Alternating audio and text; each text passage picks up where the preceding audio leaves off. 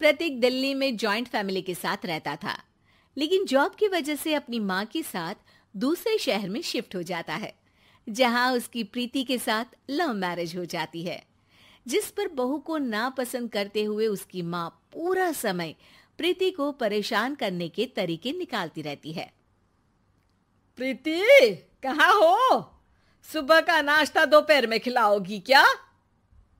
इसमें प्रीति और प्रतीक ऑफिस जाने के लिए तैयार हुए कमरे से बाहर आते हैं, जिसे देख सास प्रीति पर भड़कने लगती है। महारानी, तुम सुबह सुबह तैयार होकर घर का सारा काम छोड़कर कहाँ चल दी? जी वो ऑफिस। हैं?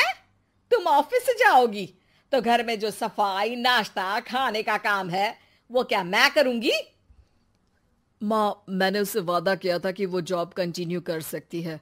अरे वाह जी वाह, दोनों आपस में सलाह कर फैसले ले लिए। मैं क्या यहाँ बेवकूफ बैठी हूँ? मुझसे पूछना किसी ने जरूरी नहीं समझा? मम्मी, आप फिक्र ना करें, मैं आज ही रेजिग्नेशन दे दूंगी।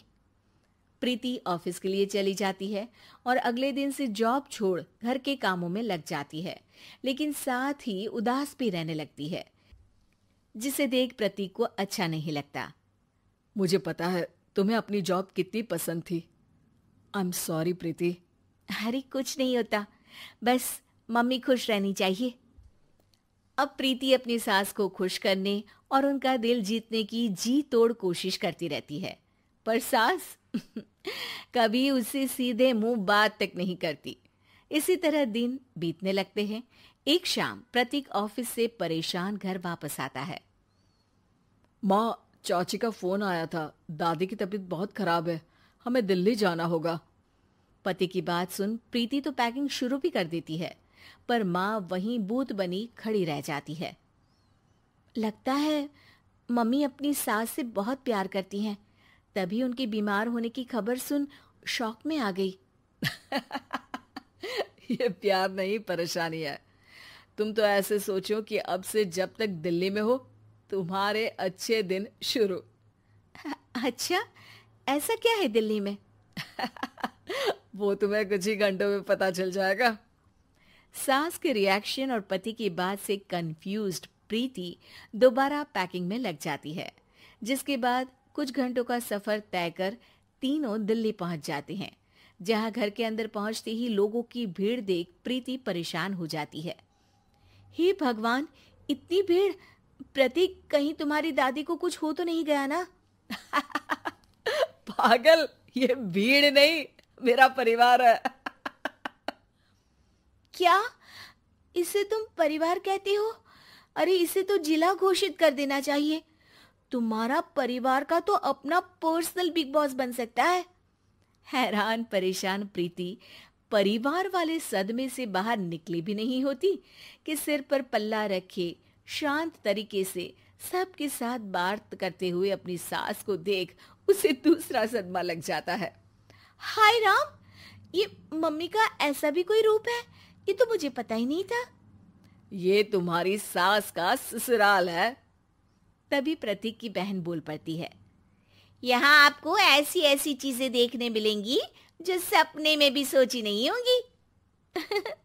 हाँ, ये कुछ दिन तो बहुत इंटरेस्टिंग लग रहे हैं। सब एक साथ दादी के कमरे में जाते हैं, जहां पहुंचते ही उसे दादी की आवाज सुनाई देती है। क्यों रे, सास से मिलने की फुर्सत मिल गई? दूसरे शहर जाकर छूट क्या मिली? तुम तो भटकता पंछी बन गई। इतने समय में ये तक नहीं पूछा कि जिंदा भी हूं या मर गई। प्रीति की सास अपनी सास के पैर छूती है। अरे कैसी बात कर रही है मम्मी, आपको तो मेरी उम्र भी लग जाए। अरे बस कर, ये झूठी उम्र देने वाली बातों का दिखावा ना कर। तेरा बस चले ना तो जो मेरी बची कुची जिंदगी है वो भी अभी खत्म कर दे। अरे बहू कहाँ है? इस पर सास प्रीति को दादी से मिलवाती है। दादी प्रीति को बहुत प्यार देती है। क्यों बहू, तेरी ये सास परेशान तो नहीं करती ना? अगर करती है तो अभी बता दे, मैं इसकी क्लास लगा दूंगी। अरे कैसी बात कर रही है माँ जी, भला मैं क्यों किसी को परेशान करूंगी। प्रीति अपनी सास का ये रूप एंजॉय कर ही रही होती है कि तभी चाची वहां आकर प्रीति को अपने साथ ले जाती है। सास की क्लास लगते देख जो खुशी मिल रही थी वो तुम्हारे चेहरे से साफ पता चल रही थी, इसीलिए ले आई, क्योंकि अगर उन्हें पता चल जाता तो तुम्हारी खैर नहीं थी। थैंक यू चाची जी।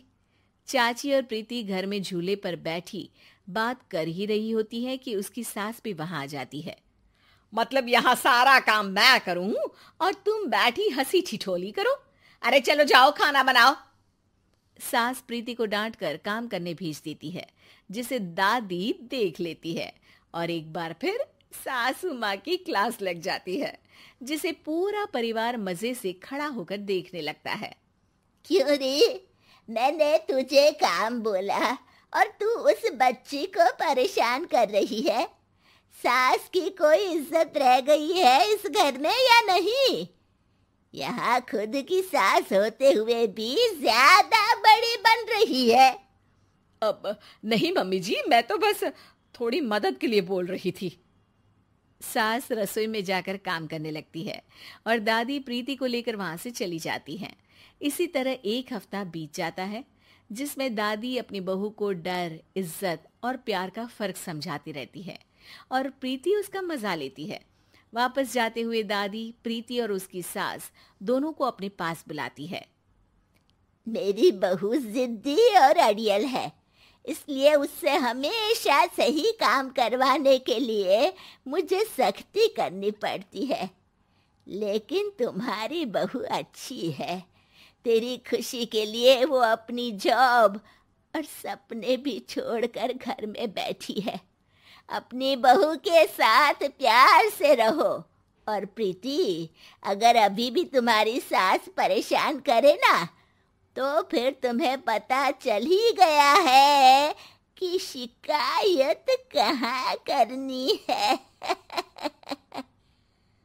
जी, अपनी सास की ससुराल में उनकी सासू माँ के पास।